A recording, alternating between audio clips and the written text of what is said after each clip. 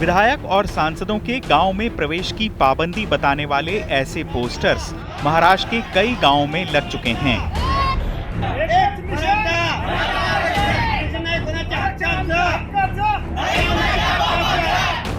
दरअसल महाराष्ट्र में मराठा आंदोलन का मुद्दा फिर जोर पकड़ रहा है। आरक्षण पर चल रहे आंदोलन के अगुवा मनोज जरांगे पाटिल ने महाराष्ट्र की शिंदे सरकार को 24 अक्टूबर तक का अल्टीमेटम दिया था। पाटिल ने दावा किया था कि अगर 24 अक्टूबर तक उनकी मांगें नहीं मानी गई तो उसके बाद भूख हड़ताल शुरू की जाएगी। आरक्षण तो मिलेगा, सरकार देगी नहीं देगी तो हम अब तैयार हो गए लड़ने के लिए। ये शांति का युद्ध सरकार को रुकेगा नहीं। हम पहला टप्पा तय किया है 28 तारीख तक। दूसरा टप्पे में सरकार को ये आंदोलन पेलेगा नहीं, इतना बड़ा होगा।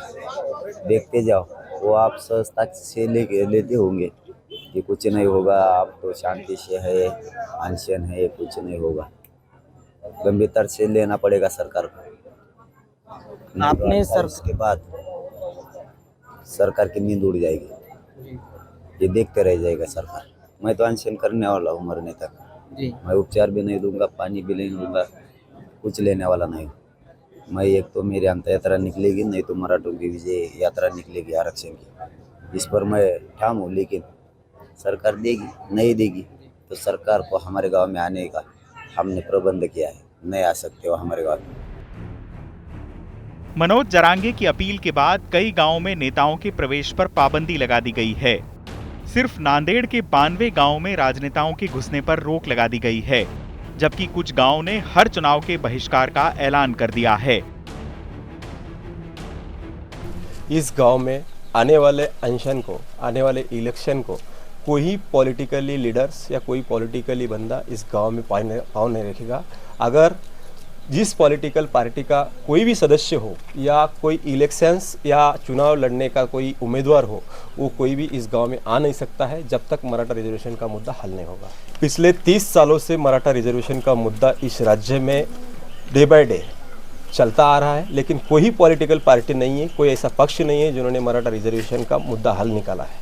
लेकिन आज तक जितने भी आंदोलन हुए हैं वो सरकार ने पूरे आंदोलन एक पेपर में लपेट के हमें मराठा समाज के मुंह के ऊपर मारा है। लेकिन अभी मराठा समाज की एक ही मांग है, जब तक रिजर्वेशन नहीं तब तक कोई इलेक्शन इस महाराष्ट्र में नहीं होगा। अगर इलेक्शन होगा भी तो इलेक्शन को लड़ने वाला, इलेक्शन को चुनाव लड़ने वाला वो आदमी इस गांव में नहीं आएगा। ऐसा हर गांव में, एक ग्राम पंचायत डेरला में नहीं है, ऐसे कितने गाँव हैं जो आज तक का रिकॉर्ड अगर आपने देखे 91 गाँव जो नांदेड़ डिस्ट्रिक्ट में है, ऐसे उन्होंने डिसीजन लिया है। कोई गांव में राजकारणी लोग नहीं आएंगे, कोई गांव में इलेक्शन चुनाव लड़ने वाला कोई बंदा नहीं आएगा या कोई पॉलिटिकल पार्टी का मेंबर नहीं आएगा।